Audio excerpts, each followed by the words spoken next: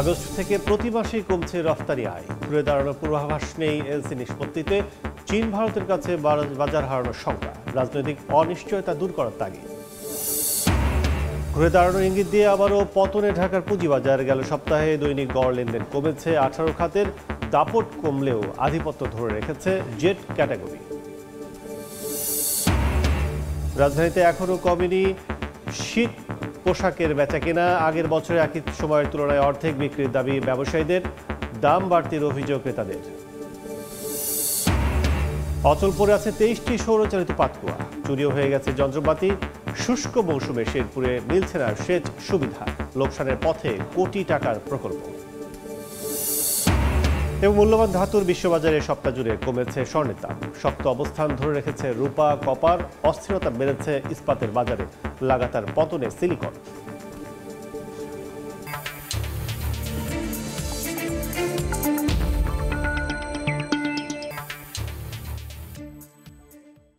দেখছিলেন শিরোনাম। আমন্ত্রণ জানাচ্ছি দেশ ও দেশের বাইরের অর্থ বাণিজ্যে নানা খবর নিয়ে আমাদের নিয়মিত আয়োজন এ সময় বাণিজ্যে। আপনাদের সঙ্গে আছি আমি। টানা 4 মাস ধরে কমছে তৈরি পোশাক সহ দেশের মোট রফতানি আয়।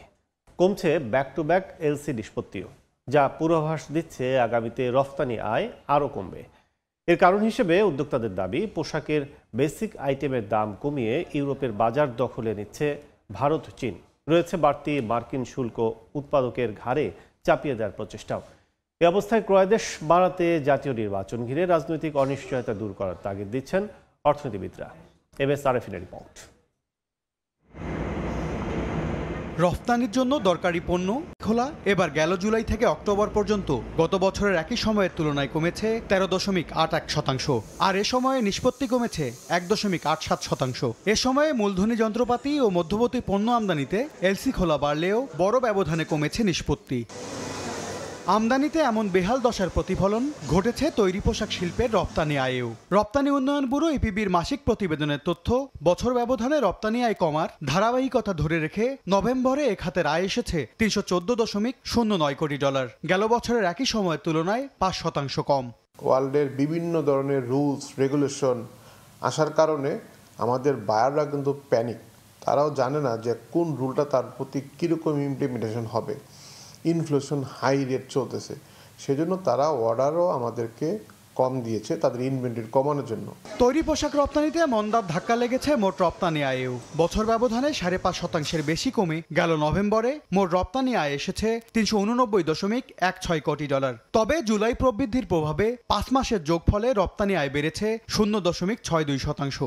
বাংলাদেশের উপর যে 20% ট্যারিফ ধার্য করা হয়েছে, সেটার একটা পার্ট আমাদের উপর চাপিয়ে দেওয়ার জন্য তারা চেষ্টা করতেছে, যেটা আমরা মনে করি আনইথিক্যাল এবং আমাদের পক্ষে কোনোভাবেই সেটা পে করা সম্ভব না। ভারত এবং চায়না ট্যারিফের কারণে তারা যদি এই আমেরিকাতে তারা একটু প্রেশারে পড়লো, তারা কিন্তু ইউরোপে ঝুঁকে পড়ছে।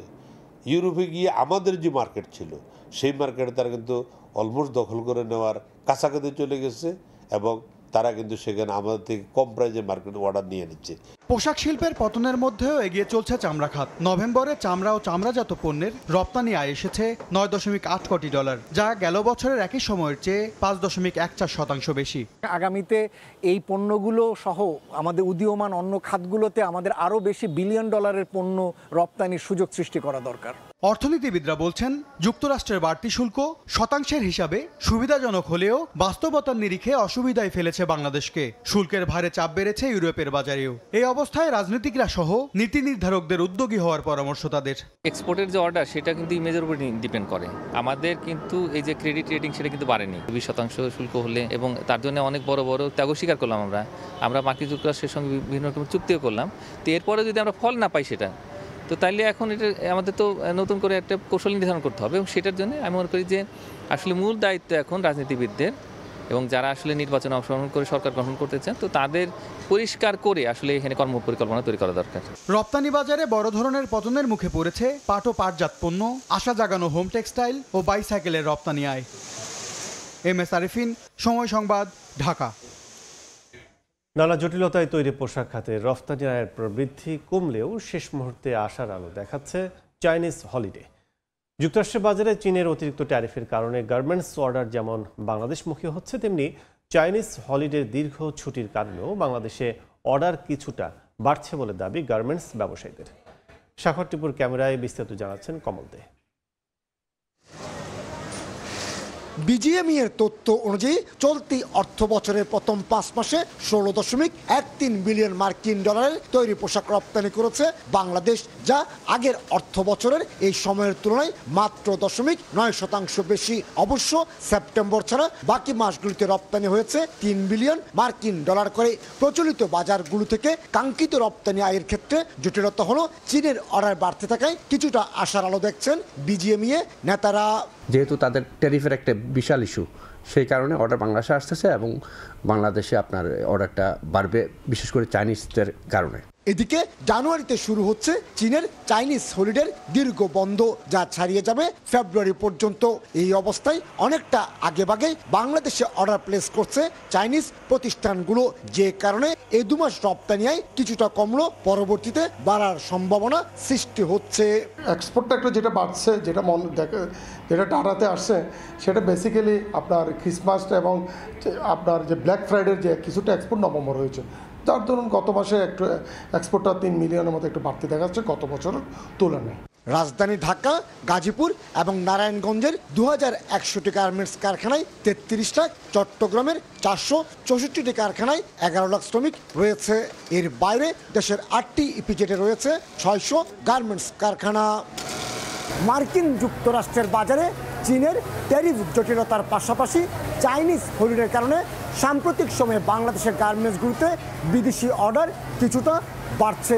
কর্মচাঞ্চল্য ফিরছে তৈরি পোশাক খাতে।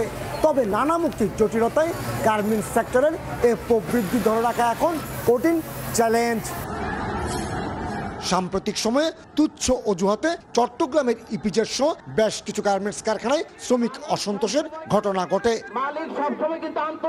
তার প্রভাব আগস্ট এবং অক্টোবর মাসে চট্টগ্রামের কারখানাগুলোর রপ্তানি আয়ও কমে গিয়েছিল। তবে বর্তমানে অর্ডার বাড়তে থাকায় পরিস্থিতি স্বাভাবিক রাখতে নড়েচড়ে বসেছে প্রশাসন, শিল্প পুলিশ, গার্মেন্টস মালিক, শ্রমিক। ত্রিপক্ষীয় সমঝোতার পাশাপাশি বাড়ানো হয়েছে কারখানাগুলোতে গোয়েন্দা নজরদারি। যেহেতু একটা শান্তিপূর্ণ অবস্থা বিরাজ করছে, এই অবস্থাটা ধরে রাখার জন্য আমরা যখনই কোনো গার্মেন্টসে কোনো ধরনের সমস্যা হবে, আমরা সম্মিলিতভাবে সেটা অ্যাড্রেস করব এবং এই সংক্রান্তে আমাদের কন্টিনিউয়াস একটা গোয়েন্দা নজরদারি অব্যাহত আছে।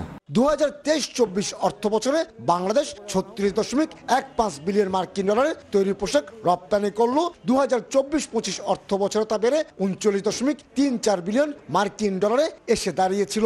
2025-26 অর্থ বছরে 40 বিলিয়ন মার্কিন ডলার ছাড়িয়ে যাওয়ার আশা করেছিলেন গার্মেন্টস মালিকেরা। কমল দে, সময় সংবাদ, চট্টগ্রাম। দর্শক, আমরা প্রতিবেদন দুটি দেখলাম। দেশের ব্যবসা বাণিজ্য রপ্তানি আয়ের বর্তমান চ্যালেঞ্জ নিয়ে আলোচনার জন্য আমাদের সঙ্গে যুক্ত হয়েছেন বিজিএমইএর সাবেক পরিচালক ও ইস্পোরো গ্রুপের ব্যবস্থাপনা পরিচালক শোভন ইসলাম। জনাব শোভন, আপনাকে স্বাগত জানাচ্ছি। ধন্যবাদ। আমরা দুটি প্রতিবেদন দেখলাম, ঢাকার সার্বিক চিত্র অর্থাৎ রপ্তানির চিত্র এবং সিটিজির টোটাল সবকিছু মিলে হলিডে কেন্দ্রিক নতুন যে উদ্দীপনা তৈরি হচ্ছে সেটি। আসলে এখন যে রপ্তানি কমছে, আমরা ধারাবাহিকভাবে দেখছি কয়েক মাসে, সেটি বলা চলে যে নভেম্বরেও 5% কমে গেছে রপ্তানি চিত্র। সেক্ষেত্রে বর্তমান সিনারিওটা কি আপনাদের কাছে তো ভালো জানে? আমাদের কিন্তু টানা 3 মাস রপ্তানি কমলো এবং টানা 3 মাসের মধ্যে নভেম্বরের রপ্তানিটি সবচেয়ে কম হয়েছে। আমরা এখন 3 বিলিয়নের কাছাকাছি, 4 বিলিয়নের বহু দূরে চলে গেছি। কিন্তু আমাদের অ্যাভারেজ টার্ন আমরা কিন্তু রপ্তানি অ্যাবাউট 4 বিলিয়নের কিছু বেশি হয় আমাদের নর্মালি। আর এইটি কিন্তু নভেম্বরের রপ্তানির কমা একটা খুবই আশঙ্কাজনক অ্যাকচুয়ালি, কারণ আমরা নভেম্বর, ডিসেম্বর, জানুয়ারি, বেসিক্যালি নভেম্বর ডিসেম্বরে আমাদের যে শিপমেন্টটা যায় সেটা হলো স্প্রিং সিজনের জন্য, স্প্রিং যেটা বসন্তকাল, এবং বসন্তের যে সিজন সেটি কিন্তু one of the biggest season for Bangladesh type of, বাংলাদেশের যে গার্মেন্টসগুলো তৈরি হয়। তো এটির রপ্তানিটা কমা আমাদের জন্য আশঙ্কাজনক, বাট আমরা এটা এক্সপেক্ট করছিলাম বিকজ ট্রাম্পের যে ট্যারিফ এসছে সেটার ওভারঅল ডিমান্ডটাকে ইউএস মার্কেটে কমিয়ে দিয়েছে বিকজ দ্য ট্যারিফ। যদিও ট্যারিফের কারণে এখন পর্যন্ত প্রাইস কিন্তু বাড়ানো হয় নাই গার্মেন্টসের, মানে আমাদের যে রিটেলার আছে, আমাদের যে বায়াররা আছে, তারা যে বড় বড় রিটেল স্টোর আছে, তারা কিন্তু এখনও গার্মেন্টসের প্রাইসটা বাড়ায় নাই। যেসব রিটেলাররা প্রাইসটা বাড়ানোর চেষ্টা করেছিল because of the higher tariff, 20% additional tariff জানেন বাংলাদেশ থেকে যাচ্ছে, 38% চীন থেকে যুক্ত হয়েছে অ্যাডিশনাল টেরিফ দিয়ে অলমোস্ট 49%, ইন্ডিয়াতে 50% টেরিফ অ্যাড করা হয়েছে। এই টেরিফের কারণে প্রাইসটা সামান্য বাড়ানো হয়েছিল, কিন্তু সেই বাড়ানোটা ইউএস কনজিউমার যারা আছে, ইউরোপিয়ান কনজিউমার আছে, তারা লাইক করে নাই because the inflation is very high ওইসব দেশে, প্লাস ওদের ওভারঅল দ্য গ্লোবাল একটা টার্মোয়েল চলছে এই মুহূর্তে, যুদ্ধ, business turmoil, lot of tariffs, inconsistent policy. আমাদের আমেরিকান মার্কিন প্রেসিডেন্ট বিভিন্ন সময় বিভিন্ন পলিসি নিয়ে আসছে, ট্রেড পলিসি নিয়ে আসছে, নট কনসিস্টেন্সি। তো এই কারণে দ্য কনফিডেন্স, যেটাকে এখন ম্যাকেনজিও যেটি বললো যে overall buyers confidence, consumers confidence খুবই লো। সেই কারণে আমাদের যারা বায়ার আছে, আমরা যাদের কাজ করি, তাদের ওভারঅল অর্ডার স্প্রিং এবং সামার এই দুটো আমাদের কিন্তু আগামী দুইটা সিজনে আমরা এখন প্রোডাকশন করছি, স্প্রিং সামারের প্রোডাক্ট। এই প্রোডাক্টটা যাবে, যেতে 1.5 মাস সময় লাগে, তারপর ওদের ওয়্যার হাউস থেকে স্টোরে ডিস্ট্রিবিউশন হবে, ওইটা হতে হতে March April around this product will go in to the store. তো সেই প্রোডাক্টগুলো আমরা এখন ম্যানুফ্যাকচার করছি বিকজ দ্য লিড টাইমের জন্য। সেই overall demand is very less, এবং নর্মালি এটা সবচেয়ে বড় সিজন স্প্রিং সামার। এই সিজনটাতে আমাদের এই মুহূর্তে অর্ডার আমরা যে দেখতে পাচ্ছি around 5 to 10% less, depending on the product category. আপনি যদি হাই ফ্যাশন এন্ড প্রোডাক্ট বলেন অ্যারাউন্ড 5%, কারণ এটা হায়ার এন্ড কনজিউমার, তাদেরকে খুব একটা ইনফ্লেশন কিংবা অন্য জিনিস ইম্প্যাক্ট করে না। কিন্তু যারা low end customer, mid end customer, middle class, তাদের কিন্তু ইম্প্যাক্ট করবে। এবং বাংলাদেশের আমরা যে বেসিক গার্মেন্টসটা তৈরি করি ম্যাক্সিমাম ফ্যাক্টরিজ, সেই ফ্যাক্টরিতে বেসিক প্রোডাক্টে কিন্তু স্পেশালি নিটওয়্যার বড় ধরনের আমরা দেখতে পাচ্ছি যে অর্ডার ইজ লেস, এবং বেসিক ডেনিম আমরা দেখছি একটা বড় ধরনের অর্ডার লেস। কিন্তু ওভারঅল আবার হাই এন্ড মার্কেট যেগুলো ফ্যান্সি গুডস, উইমেন্স আইটেমস, এগুলোতে আবার একটুখানি অর্ডার বেশি। কিন্তু overall 5 to 10% order is down. আমরা সেটি নভেম্বরের চিত্র দেখলাম যে 5% ডাউন। ডিসেম্বর, জানুয়ারি, ফেব্রুয়ারি যেটি স্প্রিং সামারের শেষ হবে, সেই পর্যন্ত আমরা দেখতে পাচ্ছি অর্ডার উইল বি ডাউন। সেক্ষেত্রে এই ধারাটা কোন দিকে আসলে যাচ্ছে, কি মেজার করছে, কি মনে করছে? ওভারঅল ধারাটা নিম্নমুখী, কিন্তু ওভারঅল ধারাটা নিম্নমুখী হলে আমাদের কিছু পজিটিভ আছে, যেমন চীনের tariff is very high, plus Indian tariff is very high. কিন্তু অন্যের হাই ট্যারিফ দিয়ে কিন্তু আমরা নিজেরা কম্পেনসেট করতে পারি না, আমাদেরও প্রচুর পরিমাণ ল্যাকিং আছে। যেমন আমাদের lead time is very high, আমাদের হয়তো নতুন পোর্টের যে ব্যবস্থাপনা আসছে সেটাতে আমাদের লিড টাইম আমরা কিছু কমিয়ে আনতে পারবো, বাট রাইট নাও বাংলাদেশের lead time is very high. Plus বাংলাদেশের যে আগামী নির্বাচন আসছে সেটি নিয়েও কিন্তু বায়াররা একটু রিস্ক মিটিগেশন করছে, কাজেই অর্ডার তারা ভেরি কনজারভেটিভলি বাংলাদেশে প্লেস করছে, কারণ তারা জানে না যে এই পিরিয়ডটাতে আমাদের কোনো ধরনের আনরেস্ট হবে কি হবে না, কারেক্ট? তো সেই জন্য যেটাকে বায়াররা বলে সবসময় একটা কথা বলছিলেন যে লিড টাইমটা বেশি হাই, হ্যাঁ, পোর্টে আমরা আধুনিকায়ন করছি, সেক্ষেত্রে কিছুটা কমে আসবে, বাট এই টাইমটা আরো কতটা কম করা যায়, সেটা কি কারখানা বেস আধুনিকায়নের একটু প্রবলেম আছে না? আমাদের কোন জায়গায় সমস্যা? আমাদের এই লিড টাইমটা বেশি হওয়ার অনেকগুলো কারণ আছে। ফার্স্ট অফ অল, প্রোডাক্ট যে আমরা র মেটেরিয়াল কিনি সেটার লিড টাইম বেশি, বিকজ আমাদের এখানে ডিরেক্ট ভেসেল নাই। জাহাজগুলো এসে অনেক সময় বাইরের বন্দরে দাঁড়িয়ে থাকে আউটারে, সেটা আমাদের ফ্যাক্টরিতে আসতে সময় লাগে, এবং আমাদের এয়ারপোর্টের যে স্যাম্পল ফেব্রিকগুলো আসে সেটি আনতে সময় লাগে। সো ওভারঅল র মেটেরিয়াল অ্যারাইভাল একটা লিড টাইম।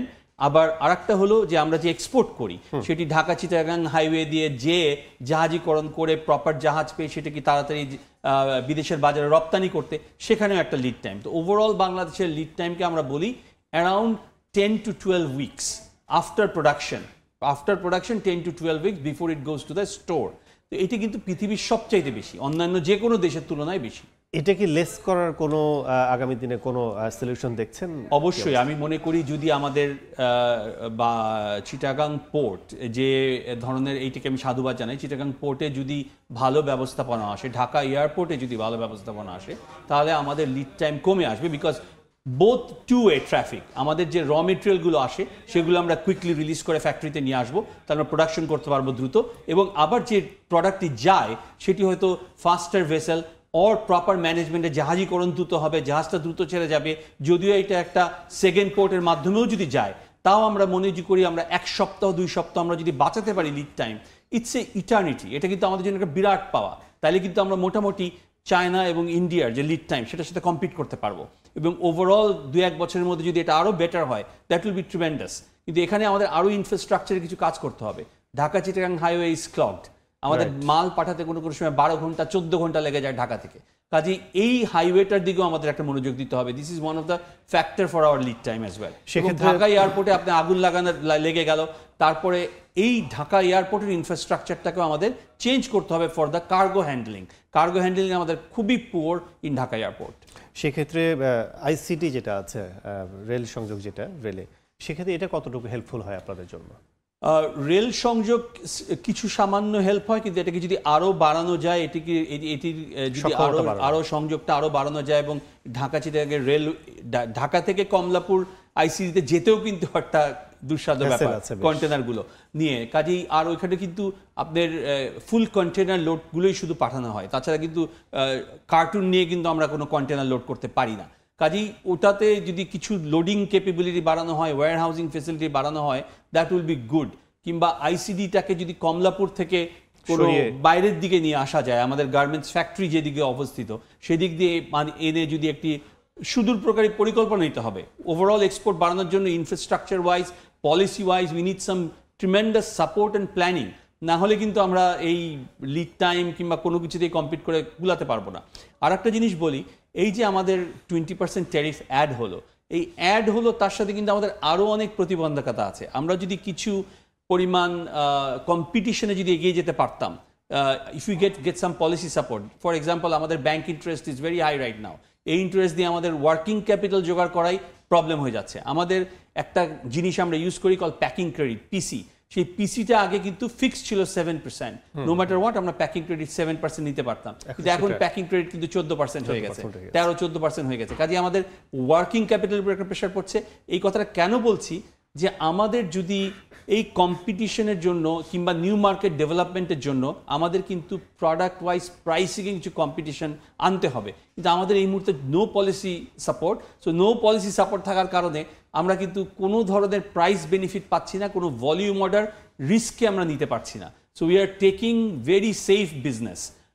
এর মধ্যে এই ধরনের অসুবিধাগুলোর কারণে no policy support, no infrastructure support, এবং আমাদের যে সামনে ইলেকশন নির্বাচন, ওটা নিয়ে যে অনিশ্চয়তা, পলিটিক্যাল যে অনিশ্চয়তা, সেটাও কিন্তু আমাদের বায়ারদের উপর একটা প্রভাব ফেলছে। সেটা হচ্ছে যে পলিটিক্যাল যে অনিশ্চয়তা, সেক্ষেত্রে আপনারা কি মনে করছেন যে সাইলেন্টলি আমরা একটা বিপ্লব করি যে পোশাক খাতের রপ্তানি আয়, সেক্ষেত্রে এখানে বিশৃঙ্খলা সময় সময় আমরা দেখি যে বিভিন্নভাবে উস্কানি দেয়া, তো এইটা আসলে করার জন্য গভর্নমেন্ট আপনারা কতটুকু আলোচনা করছেন কিংবা কমিটি কতটুকু কাজ করছে, কি মনে করছেন?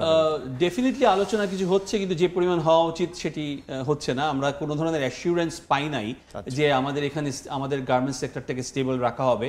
আপনারা দেখেছেন চিটাগাংয়ে কিছুদিন আগে দেয়ার ইজ লেবার ট্রাবল, ওইটাকে স্টেবিলাইজ করা হয়েছে। ঢাকাতে আমরা মোটামুটি লেবার ট্রাবল মেইনটেন হয়েছে, কোনো ধরনের তেমন কোনো মেজর আনরেস্ট হয় নাই।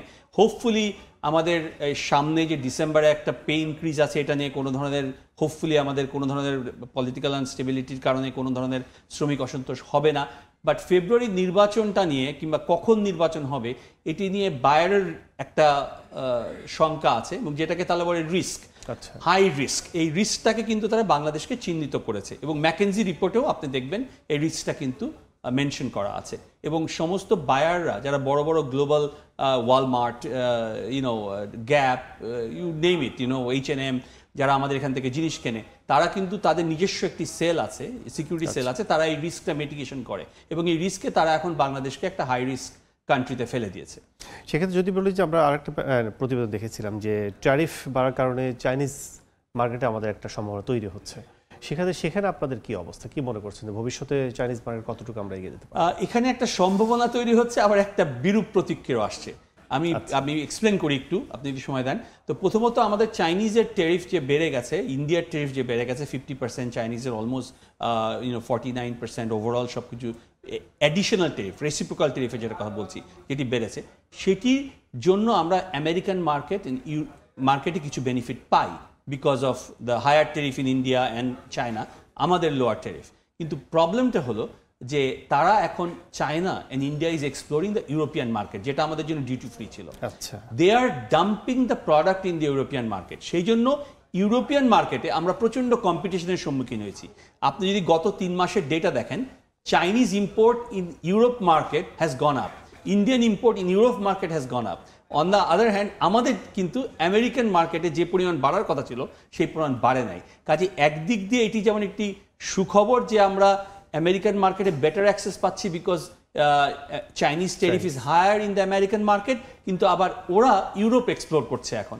ওই ইউরোপ এক্সপ্লোর করার কারণে আমাদের যে ডিউটি ফ্রি অ্যাক্সেসের কারণে আমরা যে ফ্রি একেবারে কম্পিট করছিলাম ইউরোপে, সেই ফ্রি কম্পিটিশন থেকে এখন আমাদের প্রচুর পরিমাণ কম্পিটিশন যোগ হচ্ছে। অনেক অনেক ধন্যবাদ সুমন ভাই আমাদের সাথে আলোচনায় এসে যুক্ত হওয়ার জন্য। Thank you very much. দর্শক, আলোচনা করছিলাম অর্থ বাণিজ্য এবং রপ্তানি নিয়ে। আমাদের সাথে আলোচনায় এসে যুক্ত ছিলেন এক্সপ্লোর গ্রুপের ব্যবস্থাপনা পরিচালক শোভন ইসলাম। এনইআই এর নীতি সংস্কারের দাবিতে বিটিআরসি ভবনের সামনে বিক্ষোভ করছেন মোবাইল ফোন ব্যবসায়ীরা। এই মুহূর্তে খবর জানাতে যুক্ত হচ্ছেন রিপোর্টার শুভ খান, সরাসরি চলে যাচ্ছে তার কাছে।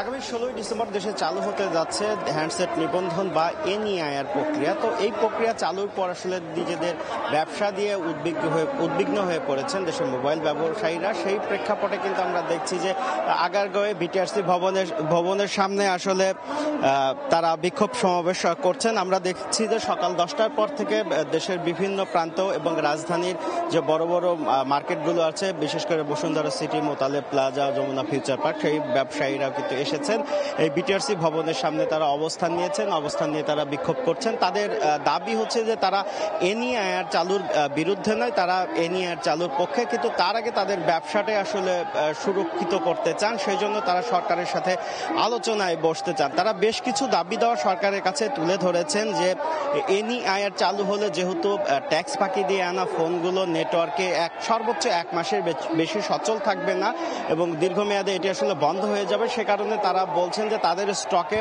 অনেক হ্যান্ডসেট রয়েছে। বিটিআরসির তথ্য মতে প্রায় 50 লাখের বেশি হ্যান্ডসেট এই মুহূর্তে তাদের কাছে স্টক রয়েছে। সেই ফোনগুলো তারা হচ্ছে ট্যাক্স ভ্যাট দিয়ে বৈধ করতে চান, এটি একটি তাদের দাবি। পাশাপাশি হচ্ছে যে দেশে হ্যান্ডসেট আমদানিতে বৈধভাবে প্রায় 58% মতো ট্যাক্স ভ্যাট দিতে হয় ব্যবসায়ীদেরকে। সে কারণে তারা দাবি করছেন যে যেহেতু এনইআইআর চালু হচ্ছে, এনইআইআর চালুর প্রেক্ষাপটে তারা তাদের ব্যবসাটি যাতে করতে পারেন, সে কারণে তারা আমদানির ক্ষেত্রে ভ্যাট ট্যাক্স কমাতে জন্য সরকারের কাছে দাবি জানিয়েছেন। তাদের প্রস্তাবনা হচ্ছে যে 58% থেকে এই ট্যাক্স ভ্যাট 15% নামিয়ে আনা হোক। তো আরেকটি বিষয় হচ্ছে যে যারা ব্যবহৃত হ্যান্ডসেট যেগুলো আসলে গ্রাহকদের কাছে রয়েছে, তারা যদি তাদের স্বজনদেরকে দিতে চান, সেক্ষেত্রে যে ডি রেজিস্টারের যে প্রক্রিয়া সেটি আসলে সহজভাবে যাতে সমাধান করতে পারেন সেই বিষয়টি তারা নিশ্চিত করতে চান। তবে বিটিআরসির পক্ষ থেকে এর আগে যেমনটি বলা হয়েছে যে ট্যাক্স ভ্যাট কমানোর ব্যাপারে তারা ইতিবাচক। এই বিষয়টি নিয়ে ইতিমধ্যে এনবিআর এর সাথে সরকারের ডাকটেলি যোগাযোগ মন্ত্রণালয় কাজ করছে এবং তারা আশা করছে খুব দ্রুত এ সংক্রান্ত একটি ঘোষণা আসবে, এমনটি আমরা জানতে পেরেছি। তো বিক্ষোভ সমাবেশ চলছে, তারা দাবি করছেন বিটিআরসির সাথে কথা বলবেন। পরবর্তী সংবাদে হয়তো আমরা আপডেট কোনো তথ্য থাকলে দর্শকদের জানিয়ে দিতে পারবো। তো আগেরগাঁয়ে বিটিআরসি ভবনের সামনে থেকে এই ছিল আমার কাছে সবশেষ খবর। এতক্ষণ সরাসরি ছিলাম বিটিআরসি ভবনের সামনে। এবার বন্দর বাণিজ্যের খবর।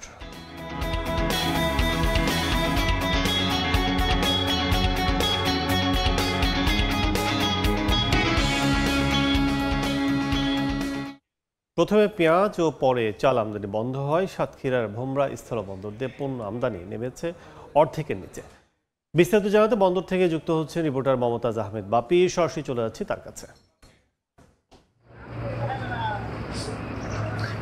আমি এখন আছি সাতক্ষীরার ভোমরা স্থলবন্দরে। ভোমরা স্থলবন্দরে আমদানি রপ্তানির পরিধি দিনে দিনে কমে আসছে। 300-350 ট্রাক আমদানি হতো, সেখানে গতকাল দেখা গেছে 113 ট্রাক পণ্য আমদানি হয়েছে এই ভোমরা বন্দরে। এতে করে শ্রমিকরা বেকার হয়ে পড়ছে, তারা অলস সময় পার করছে এই ভোমরা বন্দরে। তারা বারবার বলছে, শ্রমিক, কর্মচারী এবং আমদানিকারকরা তারা বারবারই বলছে যে এখানে ভোমরা বন্দরকে কাস্টম হাউস হিসাবে ঘোষণা করা হলেও এখনো পর্যন্ত কমিশনার নিয়োগ করা হয়নি। কমিশনার নিয়োগ করা হলে কাজের পরিধি বাড়বে, পণ্য আমদানির সংখ্যা বাড়বে, এখানকার রাজস্ব আদায়। সেই রাজস্ব আদায়ের সাথে সাথে এই শ্রমিক কর্মচারীরা তারা দুমুঠো খেয়ে পড়ে বাঁচতে পারবে বলে জানিয়েছে আমাদেরকে তারা জানিয়েছে এই চাল এবং পেঁয়াজ আমদানি বন্ধ হয়ে যাওয়ার পরেই তারা এই সংকটের মধ্যে পড়েছে। আর্থিক সংকট কাটাতে তারা বারবার দাবি করেছে যে এখানে কমিশনার নিয়োগটি নিশ্চিত করতে হবে।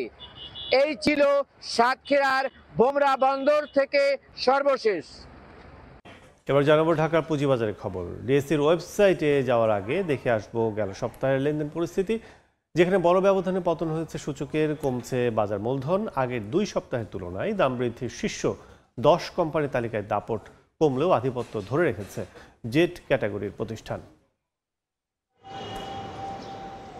সূচক ও মূলধন বৃদ্ধির সুবাতাস নিয়ে গেল সপ্তাহে লেনদেন শুরু হয় ঢাকার পুঁজিবাজারে। তবে বিনিয়োগকারীদের হতাশায় ফেলে শেষ হয় শেষ দিনের কার্যক্রম।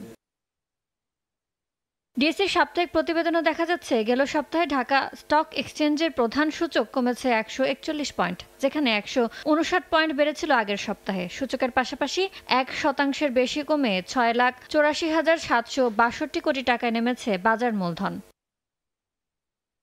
দৈনিক লেনদেনের হিসাবে দেখা যাচ্ছে গেল সপ্তাহে ঢাকার পুঁজিবাজারে সর্বোচ্চ 492 কোটি 55 লাখ টাকা হয়েছে প্রথম কার্যদিবসে। উত্থান পতনের শেষ দিনে যা নেমেছে 364 কোটি 37 লাখ টাকায়। খাতভিত্তিক লেনদেনের চিত্রে 21টির মধ্যে ব্যাংক, বিমা ও সুদ প্রকৌশল সহ 18টিতে কমেছে দৈনিক গড় লেনদেন। দাম বৃদ্ধির শীর্ষ 10 প্রতিষ্ঠানের তালিকায় জেড ক্যাটাগরির কোম্পানির দাপট বেশ খানিকটা কমলেও ধরে রেখেছে একক আধিপত্য, অর্থাৎ 10টির মধ্যে অর্ধেকই দখলে ছিল জেড ক্যাটাগরির। আগের 2 সপ্তাহে অবশ্য 8টি ও 10টি ছিল মন্দাখ্যাত এই ক্যাটাগরির প্রতিষ্ঠানের দখলে। এমন মন্দাভাবে সপ্তাহ পার করার মধ্যে পুঁজিবাজারের হিসাব রক্ষাকারী সরকারি প্রতিষ্ঠান সিডিবিএল এর হালনাগাদ পরিসংখ্যান গেল সপ্তাহে শেয়ার শূন্য বিও অ্যাকাউন্টের সংখ্যা কমেছে, অর্থাৎ লাভের আশায় ফেলে রাখা অ্যাকাউন্টে আবারও লেনদেন শুরু করেছেন বিনিয়োগকারীরা। ইয়ানুর শিফাত, সময় সংবাদ, ঢাকা। দর্শকরা, দেখছিলাম গত সপ্তাহের পুঁজিবাজারের সবশেষ অবস্থা। আজ জানাবো চলতি সপ্তাহের প্রথম কার্যদিবসের এখনকার অবস্থা। আমরা চলেছে ডিএসসি ওয়েবসাইটে। সেক্ষেত্রে আজকে এখন পর্যন্ত লেনদেন কিন্তু আমরা দেখছি যে ঊর্ধ্বমুখী প্রবণতায় চলছে ডিএসসির সবগুলো সূচকের মধ্যে, কিন্তু সবগুলো সূচক কিন্তু শুরুতে আমরা দেখছি যে ঊর্ধ্বমুখী ছিল। এখন দেখছি ডিএসসির ঢাকা স্টক এক্সচেঞ্জের ডিএসসির সরিয়ার সূচক অর্থাৎ 1 পয়েন্ট বেড়ে অবস্থান করছে 1026 পয়েন্টে। এছাড়া ডিএসসির প্রধান যে সূচক সেটা ডিএসসি এক্স 5 পয়েন্ট বেড়ে এখন অবস্থান করছে 4891 পয়েন্টে। এছাড়া নিম্নমুখী অবস্থানে রয়েছে এখন 0 পয়েন্ট কমে 1891 পয়েন্টে অবস্থান করছে ডিএসসির বিশেষায়িত 13 সূচক। এছাড়া 40,277টি শেয়ার লেনদেন হয়েছে আমরা দেখছি, এবং 98 কোটি 51 লাখ টাকার যার বাজার মূল্য দেখছি শেয়ারের প্রতি ডট। সেক্ষেত্রে কিন্তু গত সপ্তাহে ধারাবাহিকতা এই সপ্তাহেও কিন্তু আমরা দেখছি যে মূলধনের সংখ্যা কিন্তু পরিমাণ কিন্তু কমে আসছে। 181টি প্রতিষ্ঠানের এখন পর্যন্ত প্রায় 11:30 পর্যন্ত 181টি প্রতিষ্ঠানের শেয়ার দর ঊর্ধ্বমুখী অবস্থানে রয়েছে, 110টি নিম্নমুখী এবং 79টি দেখছি আমরা যে অপরিবর্তিত অবস্থায় রয়েছে। সেক্ষেত্রে বলা চলে যে মার্কেটের যে অবস্থা সেই অবস্থা কিন্তু তুলনামূলক গত সপ্তাহের ধারাবাহিকতা কিন্তু আমরা দেখছি। এবং শীর্ষ 20টি প্রতিষ্ঠানের একটু আপনাদের টাচ দিয়ে দিতে চাই। সেটা হচ্ছে খান ব্রাদার্স পিপি ওভেন শীর্ষ 20-র 1 নম্বরে রয়েছে, 56 টাকা 80 পয়সাদের প্রতিটি শেয়ার হাতবদল চলছে। সর্বোচ্চ দেখছি আমরা 58 টাকা 50 পয়সা ছিল। 2 নম্বরে আছে বিডি থাই ফুড, 2 নম্বর প্রতিষ্ঠানটি 16 টাকা 10 পয়সাদের প্রতিটি শেয়ার বিক্রি হচ্ছে, 18 টাকা 30 পয়সা ছিল সর্বোচ্চ। এছাড়া 3 নম্বর অবস্থানে দেখছি অরিয়ন ইনফিউশন, 4 নম্বর দেখছি আমরা ডমিনেস। অরিয়ন ইনফিউশন 369 টাকা দর প্রতিটি শেয়ার হাতবদল চলছে এবং 370 টাকা ছিল সর্বোচ্চ। 4 নম্বর ডমিনেস বলেছিলাম, 5 নম্বরে সিমটেক্স এবং 6 নম্বরে রয়েছে একটি ব্যাংকিং প্রতিষ্ঠান মিডল্যান্ড ব্যাংক। সেক্ষেত্রে সবগুলো প্রতিষ্ঠানে কিন্তু আমরা দেখছি যে এই চলতি সপ্তাহের প্রথম কার্যদিবসে নিম্নমুখী অবস্থানে রয়েছে শেয়ারের দর। তো এই ছিল ডিএসসির সবশেষ। দাম বেড়ে যাওয়ায় পেঁয়াজের বাজার সহনীয় রাখতে আজ থেকে সীমিত আকারে আমদানির অনুমতি দিচ্ছে সরকার। শনিবার সন্ধ্যায় এই সিদ্ধান্তের কথা জানিয়েছে কৃষি মন্ত্রণালয়। জানানো হয়েছে প্রতিদিন 50টি করে আমদানির অনুমতি বা আইপি ইস্যু করা হবে। প্রত্যেক আইপিতে সর্বোচ্চ 30 টন করে পেঁয়াজ আমদানি করা যাবে। যেসব আমদানিকারক 1 আগস্ট থেকে আমদানির অনুমতির আবেদন করেছেন তারাই কেবল আবেদন করতে পারবেন এবং একবারই সুযোগ পাবেন।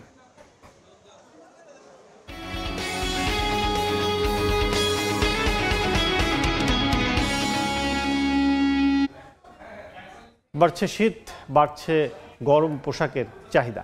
দেশের বিভিন্ন অঞ্চল থেকে ঢাকায় আসছেন পাইকাররা, দাম বাড়তির অভিযোগ তাদের।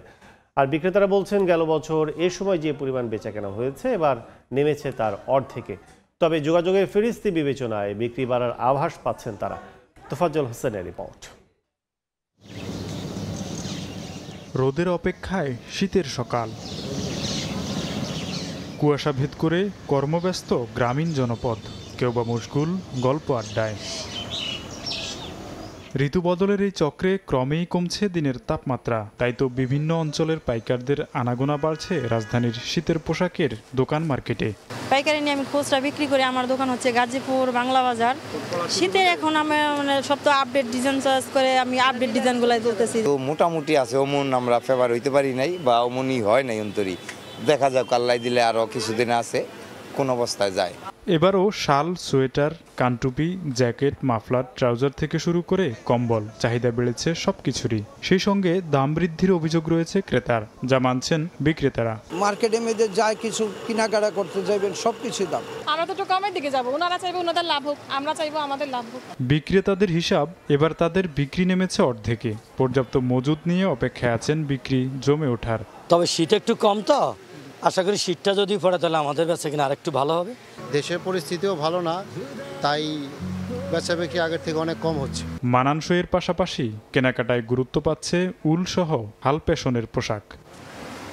রাজধানীর ফুটপাত থেকে শুরু করে বিপণী বিতান সব জায়গাতেই ক্রেতাদের ভিড় বাড়বে শীত পড়ার সাথে সাথেই, এমনটাই প্রত্যাশা বিক্রেতাদের।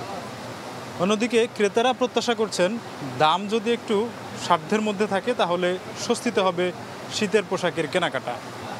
তোফাজ্জল হোসেন, সময় সংবাদ, ঢাকা। দেখছেন এই সময় বাণিজ্য। রাজধানীর আগারগাঁওয়ে বাংলাদেশ চীন মৈত্রী সম্মেলন কেন্দ্রে 12তম জাতীয় এসএমই পণ্য মেলার আয়োজন করা হয়েছে। উদ্বোধনী দিনের সকালবেলার খবর জানাতে যুক্ত হচ্ছেন রিপোর্টার সাদিক হাসান ইমাম।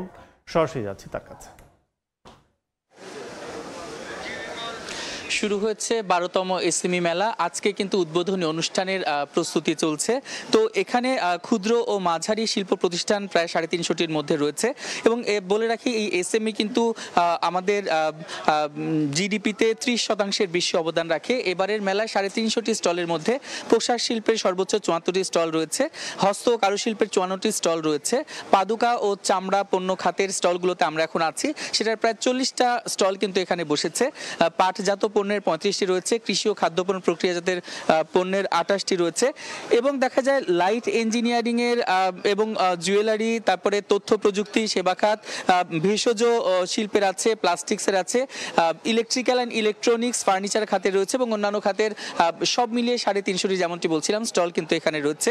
এবং এসএমই ঋণ প্রদানকারী 30টি ব্যাংক এবং এবার কিন্তু সর্বোচ্চ সংখ্যক ব্যাংক এখানে অংশগ্রহণ করেছে, আর্থিক প্রতিষ্ঠান। যারা যেসব উদ্যোক্তারা এসব এসএমই ঋণ নিবে তারা কিন্তু বিশেষ প্রয়োজনে এবং স্পষ্ট তথ্য সেখান থেকে পাচ্ছে এবং তাদের যদি সমঝোতা হয় তাহলে কিন্তু তারা ঋণের সেবাটিও এখান থেকে পাবেন। তো এসএমই এই মেলার সভাপতিত্ব করছেন এসএমই ফাউন্ডেশনের চেয়ারপারসন মোহাম্মদ মুশফিকুর রহমান এবং এখানে কিন্তু বিশেষ অতিথি হিসেবে উপস্থিত আছেন শিল্প উপদেষ্টা আদিলুর রহমান রয়েছেন এবং বাংলাদেশ বিনিয়োগ উন্নয়ন কর্তৃপক্ষ বিডার আশিক চৌধুরী কিন্তু এই মেলায় রয়েছেন। তো এখন পর্যন্ত দেখতে পাচ্ছি মেলার কিন্তু আজকে উদ্বোধনী দিন, 7 দিন ব্যাপী চলবে, 14 তারিখ পর্যন্ত এবং দেখা যাচ্ছে এই আজকে উদ্বোধনী দিন, এজন্য কিন্তু তারা প্রস্তুতি এখনো নিতে শুরু করেছেন, প্রত্যেকটি স্টলেই কিন্তু প্রস্তুতি চলছে। তো ঢাকার আগারগাঁও থেকে এই ছিল আমার কাছে সর্বশেষ। এখন সরাসরি ছিলাম আগারগাঁওয়ে এসএমই মেলায়। এবার জনপদের অর্থনৈতিক খবর।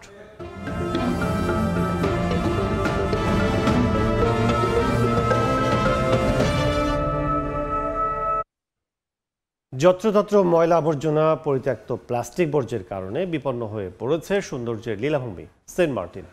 ক্ষতিগ্রস্ত হচ্ছে দ্বীপের পরিবেশ, যা নেতিবাচক প্রভাব ফেলবে পর্যটন ব্যবসায়। এমন আশঙ্কায় 2 দিনের পরিচ্ছন্নতা অভিযানের আয়োজন করেছে স্বেচ্ছাসেবী সংগঠন কেউ ক্রাডং বাংলাদেশ। বিস্তারিত জানাচ্ছেন সুজাউদ্দিন রুবেল।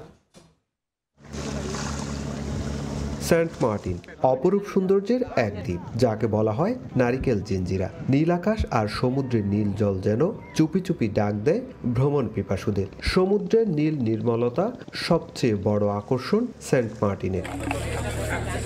দ্বীপের পরিবেশ সুরক্ষায় প্লাস্টিক মুক্ত করতে এগিয়ে এসেছে স্বেচ্ছাসেবী সংগঠন কেউ কারাডং বাংলাদেশ। দুদিনব্যাপী এই অভিযানে অংশ নেন 450 শতাধিক স্বেচ্ছাসেবক। আমি যে ময়লাটা নিয়ে আসবো, we make sure that we keep that to us, আর আমরা এটা নিয়ে যাতে এখান থেকে যাই। দ্বীপ সৌন্দর্য রক্ষা করতে হলে দ্বীপকে পরিষ্কার পরিচ্ছন্নতা রাখতে হবে। স্বেচ্ছাসেবী সংগঠন কেউ কারাডংয়ের দাবি, দ্বীপকে রক্ষায় বর্জ্যের থাবা থামাতে সমন্বিত উদ্যোগী হতে পারে একমাত্র সমাধান। আমরা যে ধরনের ডেবরি পাই সেখানে কোন প্রকারের ডেবরি থাকে সেটার একটা তালিকা করা হয়, যেটা আসলে পরবর্তীকালে এটাকে নিয়ে কাজ করা সম্ভব হয়, প্ল্যান করা যায়। দুদিনব্যাপী পরিচ্ছন্নতা অভিযানটি শেষ হয় শনিবার বিকেলে। অভিযানে 1850 কেজি বর্জ্য সরিয়ে নেয় স্বেচ্ছাসেবী সংগঠন কেউ কারাডং বাংলাদেশ।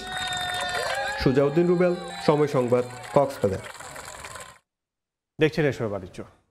শুষ্ক মৌসুমে সেচ সুবিধা দিতে শেরপুরের 2 উপজেলায় পাতকুয়া নির্মাণ করা হলেও সুবিধা পাচ্ছেন না কৃষক। রক্ষণাবেক্ষণের অভাবে লোকসানের পথে কোটি টাকার প্রকল্প। এ বিষয়ে কথা বলেনি বিএডিসির ক্ষুদ্র সেচ বিভাগের সহকারী প্রকৌশলী শহীদুল ইসলাম হীরা। তথ্য বাবু চক্রবর্তী তোলা ছবিতে রিপোর্ট। শুষ্ক মৌসুমে শেরপুরের নকলা ও নালিতাবাড়িতে কৃষকদের সেচ সুবিধায় নির্মাণ করা হয় সৌরচালিত পাতকুয়া বা ডাগ ওয়েল প্রকল্প। এই প্রযুক্তিতে পাতকুয়া থেকে পানি তুলে সেচ দেওয়া হয় জমিতে। 118 ফুট গভীর পাতকুয়া থেকে পানি তুলতে বসানো হয়েছিল 3000 ওয়াটার ক্ষমতা বিশেষ সোলার প্যানেল। প্রতিটি পাতকুয়া থেকে 41 জন কৃষক শুষ্ক মৌসুমে বিনা খরচে সবজি ও ধান খেতে সেচ সুবিধা পেত। শুরুর দিকে পানি পাওয়া গেলেও 3 বছর ধরে যান্ত্রিক ত্রুটির কারণে বন্ধ হয়ে যায় কার্যক্রম। রক্ষণাবেক্ষণের অভাবে অকেজো হয়ে পড়েছে যন্ত্রপাতি। পুনরায় পাতকুয়া চালুর দাবি কৃষকদের। পানির সেচ আমরা বিনা টাকায় পাইছি, কিন্তু এখন এটা অকেজো হয়ে পড়ে আছে, তাই এখন আর আমরা এটা পাচ্ছি না। সরকারি অর্থায়নরা যা করছে, অর্থ যে ব্যয় করছে, এটা মূলত ক্ষতি হয়েছে। মোটর ঠিক আছে, কিন্তু উপরের জিনিসটা ঠিক করলে তো ঠিক হয়ে যায়। এখন আমার নষ্ট হয়ে গেছে, যদি সরকারে এটা ঠিক করে দিত তাহলে আমার অনেক উপকারী হইতো। বিএডিসির ক্ষুদ্র সেচ বিভাগের সহকারী প্রকৌশলী দায় এড়িয়ে গেলেও কৃষি কর্মকর্তারা বলছেন পাতকুয়াগুলো সংস্কার করা হলে লাভবান হবেন কৃষকরা। যদি বর্তমানে মেনটেন করে আবার সঠিকভাবে পরিকল্পনা করা যায়, তাহলে এই পাতকুয়ার মাধ্যমে আমরা পরিবেশ বান্ধব উপায়ে সেচ কার্য পরিচালনা করতে পারবো। এর ফলে ভূগর্ভস্থ পানির উপরে চাপ হ্রাস পাবে এবং আমাদের কৃষকরা স্বল্প মূল্যে সেচ প্রদান করতে পারবে। 2016-17 থেকে 2018-19 অর্থ বছরে কাবিখা প্রকল্পের আওতায় বিএডিসির ক্ষুদ্র সেচ প্রকল্পের তত্ত্বাবধানে 23টি সৌরচালিত পাতকুয়া নির্মাণে ব্যয় হয় 2,26 লাখ টাকা। সময় সংবাদ, শেরপুর। দেখছেন এসময় বাণিজ্য। হিউম্যান মিল্ক অলিগোস্যাকারাইডস HM ও লুমিনারির সম্মেলনের আয়োজন করেছে নেসলে বাংলাদেশ। গাজীপুরের সারা রিসোর্টে 2 দিনব্যাপী এই বৈজ্ঞানিক কর্মশালা উপস্থিত ছিলেন দেশ বিদেশের স্বনামধন্য গবেষক, বিশেষজ্ঞ ও সংশ্লিষ্ট কর্মকর্তারা। মানুষের সুস্থতা, শিশুর পুষ্টি বিষয়ে নতুন তথ্য, সাম্প্রতিক গবেষণা নিয়ে আলোচনা করাই ছিল কর্মশালার মূল উদ্দেশ্য। এতে প্রধান আলোচক ছিলেন ফিলিপাইনের শিশু বিশেষজ্ঞ ডক্টর র্যান্ডি ওটুলা। শিশুদের রোগ প্রতিরোধ ক্ষমতা, গাটের স্বাস্থ্য এবং সামগ্রিক বেড়ে ওঠায় HMOS এর গুরুত্ব তুলে ধরেন তিনি।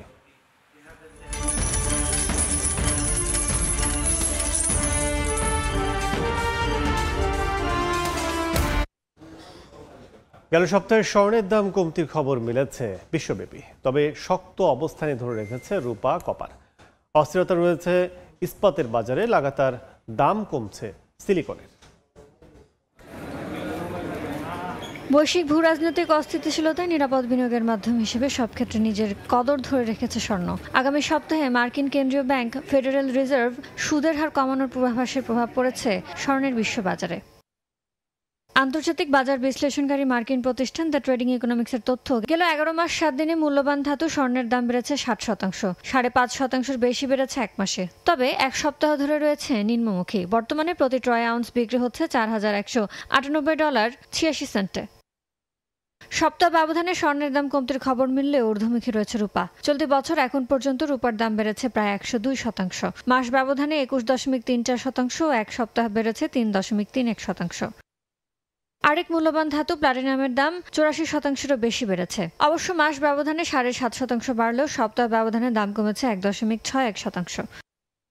চাহিদা ও সরবরাহ দুটোই কমে যাওয়ায় নিম্নমুখী ইস্পাতের দাম গেল 11 মাসে কমেছে 6.64%। মাস ব্যবধানে প্রতি টনের দাম 1.5% বাড়লেও সপ্তাহ ব্যবধানে দাম কমেছে 0.23%। প্রতি টন লেনদেন হচ্ছে $436.91।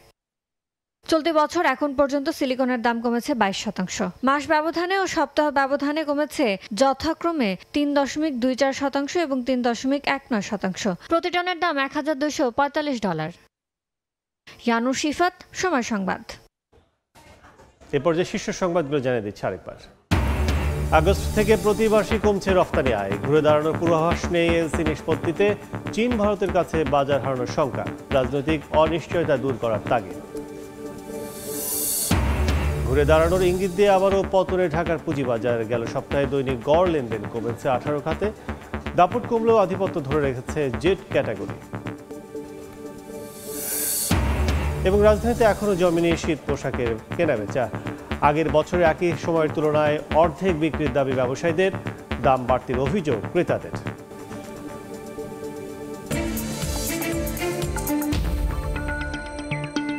এই ছিল এ সময় বাণিজ্যে। দুপুর 12টার সময় সংবাদের সঙ্গে থাকবেন তোহা খান তামিম। কাজল, আপনাকে ধন্যবাদ। দুপুর 12টার সময় সংবাদ দিয়ে আসছি কিছুক্ষণ পর। সঙ্গে থাকুন সময়ের।